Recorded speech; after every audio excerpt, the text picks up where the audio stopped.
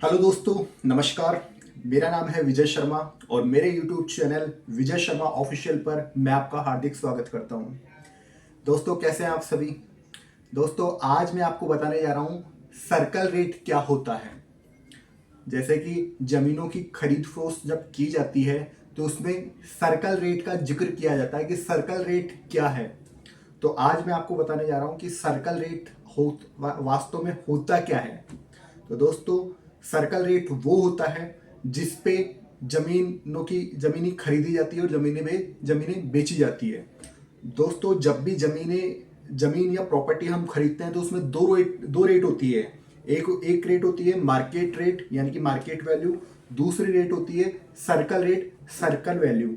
Circle value का मतलब है जो कि वहाँ की स्थानीय जो गवर्नमेंट जो भी जमीनों की दर डिसाइड करती है, यानी सरकारी दर जिसको अपन कहते हैं, अपन उसको डीएलसी दर भी कह सकते हैं, डीएलसी दर भी कह सकते हैं। और जो सरकार उस दर को निर्धारित करती है प्रत्येक एरिया की, प्रत्येक क्षेत्र की, प्रत्येक स्टेट की अलग अलग दरें होती हैं। तो वो दरें सरकार निर्धारित करती है। उन दरों पर ही जमीन की खरीद और जमीन का बेचान होता है। तो दोस्तों, जिस रेट पे जमीन की खरीद होती है सर्कल रेट पे, तो उस सर्कल रेट का कुछ परसेंटेज गवर्नमेंट को देना पड़ता है, जिसे हम बोलते हैं स्टैंप ड्यूटी।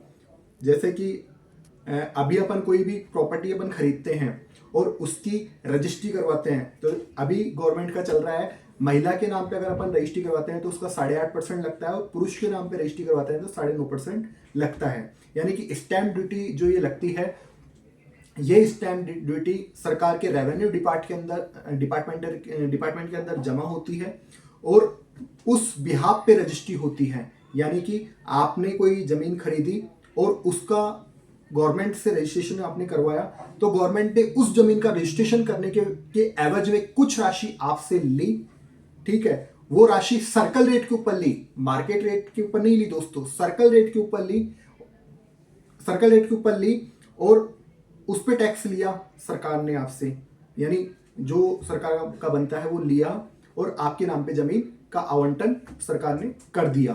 तो दोस्तों, ये जानकारी होती है सर्कल रेट, इसे बोलते हैं। इसको डीएलसी रेट, सर्कल रेट को डीएलसी रेट भी कहते हैं, सर्कल रेट को सरकारी रेट भी कहते हैं, सर्कल रेट को एग्रीमेंट रेट भी कहते हैं कि जमीन का वास्तविक एग्रीमेंट कितना हुआ है। तो दोस्तों, जो भी लेन देन चेक के माध्यम से किया जाता है वो सर्कल रेट के अंदर आता है, क्योंकि आपको जो सरकार को स्टैंप ड्यूटी चुकानी पड़ेगी वो सर्कल रेट के आधार पर ही चुकानी पड़ेगी।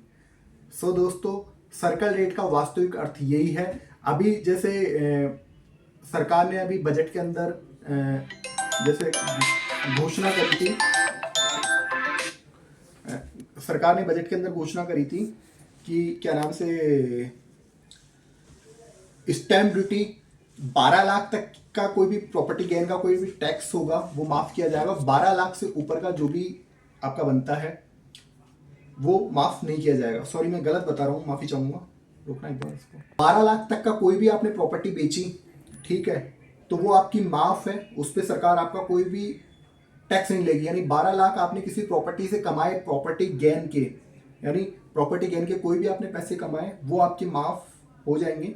ठीक है, और 12 लाख से लेकिन ऊपर थोड़ा से भी अगर कुछ अमाउंट आता है तो आपको उस टोटल अमाउंट पे पूरा टैक्स सरकार को आपको देना होगा। सो दोस्तों, जो भी लेन देन, कुल मिलाकर के दो शब्दों में अपनी बात कहना चाहूंगा, जो भी लेन देन आप चेक के माध्यम से कर रहे हैं, सामने को आप एक नंबर में, मतलब चेक के नाम से व्हाइट में पूरा पेमेंट आप कर रहे हैं, उस पेमेंट के आधार पर ही आपकी रजिस्ट्री होती है, उस पेमेंट के आधार पर ही सरकार आपसे स्टैंप ड्यूटी चार्ज करती है, सरचार्ज चार्ज करती है। तो ये सर्कल रेट चेक के माध्यम से जो भी लेन देन किया जाता है वो सर्कल रेट कहलाती है। सो दोस्तों, अगर आपको मेरी जानकारी, मेरा वीडियो अच्छा लगा हो तो इसको लाइक शेयर जरूर कीजिएगा और मेरे चैनल को सब्सक्राइब कीजिएगा और आपके मित्रों में भी मेरे चैनल को सब्सक्राइब कराओ, क्योंकि दोस्तों बहुत ही अच्छी जानकारी अब आपको मिलने वाली है मेरे इस चैनल के माध्यम से। नमस्कार।